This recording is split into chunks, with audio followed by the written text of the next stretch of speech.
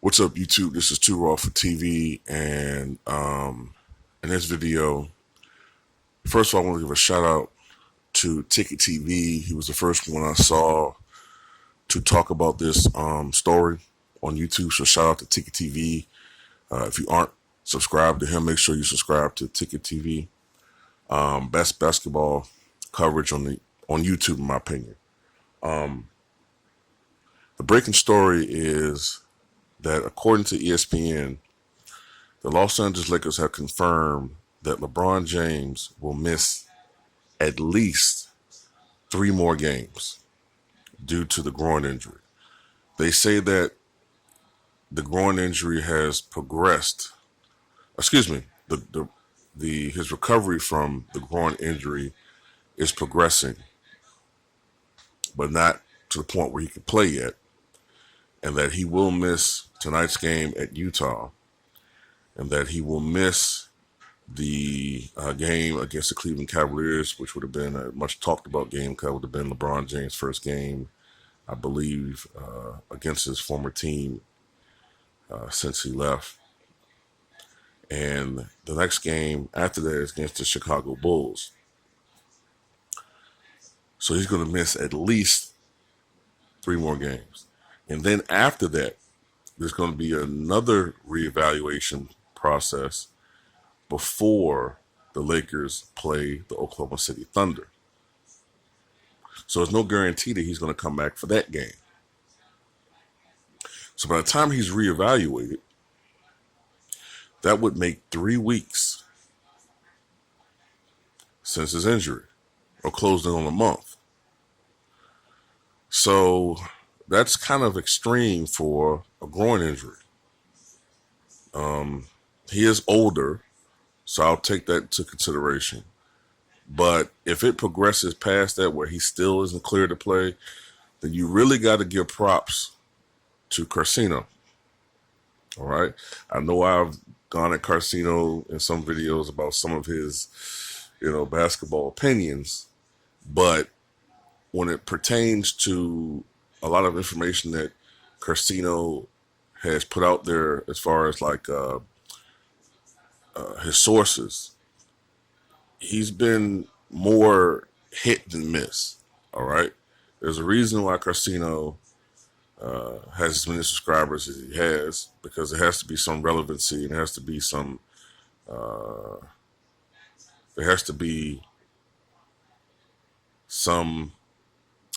level of factuality behind the videos that he put out there. All right, so Carcino was the one who put that information out there, and it's interesting. He first got injured. The injury happened on Christmas Day. All right, so this is January 10th, and he's done little. According to the article, he's done little except for standstill shooting. So he's done really little. He's done very little. Supposedly he's been cleared to do a little bit more activity, but still not much. I remember Kareem Abdul-Jabbar, man, once said, I think he was out with a minor injury. I can't remember what it was, but let's just say it was I don't know. Let's just say it was a strained calf or something. Let's just say it's something like that, right? Really deep bruised, strained calf or something. I know whatever the injury was, he was out for 2 weeks. And I remember him saying when he came back, the thing that he remembered was he was healthy. He recovered from his injury. But man, was he out of basketball shape.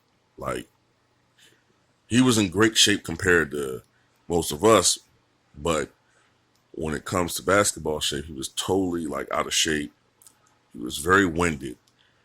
He got tired, I think he said, late in the first quarter. He was already winded. And it took him a couple of games to get back into basketball shape. So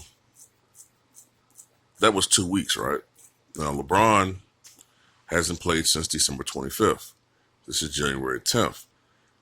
By the time he gets reevaluated, it's going to be closing in on January the 20th. So you're closing in on a month of a guy who hasn't played basketball. So he's not going to be in the greatest shape when he eventually comes back. If he comes back by the Oklahoma City date, you know. So this is why a lot of people were saying I was hating. A lot of people were saying, I wish injury on him or whatever, which is the stupidest shit I've ever heard, right?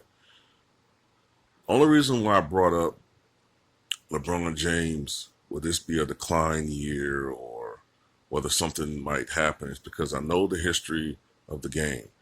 I know the history of players, guys who played a very long time, guys who played 19, 20 years or so. And even the guys who took the best care of their bodies, like Kobe Bryant, playing that many minutes, playing that many games, going these long playoff stretches, it takes a toll on your body. The thing about being in shape is you try to lessen that toll. But eventually, if you play longer, that toll still stands. You see what I'm saying? And I've always remembered that most guys tend to break down at the very least by year 15 and 16. It used to be earlier than that, but guys are coming out of high school when that was still legal, before they made you, before the NBA, made it a rule that you have to play college or some college. I noticed these guys who was coming to the NBA 17, 18 years old and having these long careers. I always noticed that they always broke down at least by the time they were 34, 35 years old. Now, Shaq, he played 19 years. And my phone died. So dying. So that's just a fixture of a Two Robert TV video, man. That always happens. So, but anyway, Shaq didn't take care of himself like a Kobe and LeBron. So he started declining like 11, 12 years into his career. But, Shaq was still able, as big as he is, as big as strong as he was, Shaq was still able to play another 7 years or so in the NBA. I think he started declining around 2003, 2004 season, physically. Ankle issues, knees. I noticed that he wasn't powering up as much and was relying more on his post moves. Kobe, around the time he was 34 years old, that's when he had the Achilles injury, and that's when he really began to decline as a player. LeBron James probably has even more tollage on his body. There's been a couple of years Kobe, between the championship years, where Kobe didn't play as many playoff games. LeBron's had pretty much his entire career, except for I think the first year, he's been in the playoffs every year.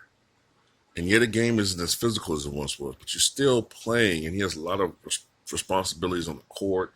He's doing so much. You have these long playoff runs, been the finals so many different years. It's going to take a toll, and it takes a toll on everybody. Even Karl Malone eventually suffered that, the knee injury, I think it was. Very few players are able to play as long as it. Even Elvin Hayes, he played for 16 years, and he only missed, I think, 6 possible contests out of 1,309 games. I think AC Green only missed like 4 games out of a possible 1,282 games. You see what I'm saying? That's unbelievable. But they didn't play 20 years. You see what I'm saying? They played like 16, maybe 17 years. And even then, they recognized, look, my body's starting to break down. Let me retire. These guys are trying to push the limits. And LeBron's trying to not only push the limits of being able to play, he's trying to push the limits of being able to play at a high level. Like the longest I've seen somebody play at a high level is probably Karl Malone. in my generation. Like Karl Malone was playing at a high level from like maybe like what 87 all the way to like 2002. You know, he was still putting up 20 and 10. You know, he wasn't the Karl Malone of say the 90s was putting up like 27, 28, 30 and 10 and 11, but he still was an effective guy. He was still putting up over in today's NBA be all-star numbers for a post player. So LeBron, who's been pretty much an all-star since his rookie year in 2003, 2004, this is 2019, and he's still trying to play at that high level, and which is nearly unprecedented, but it has to come to an end sometime. And it's not going to come to an end this year, but it's possible this could be the beginning of a new phase in his career. And I hope I'm wrong. I hope I'm 100% wrong. I hope he's able to come back from his injury 100% and play at the level that we're accustomed to seeing. But this could be a new phase in his career where he's dealing with more injuries than he has before in the past. This is something that, you know, LeBron's never dealt with before. So we'll see. But hopefully he's able to come back from this. And tell me what you guys think.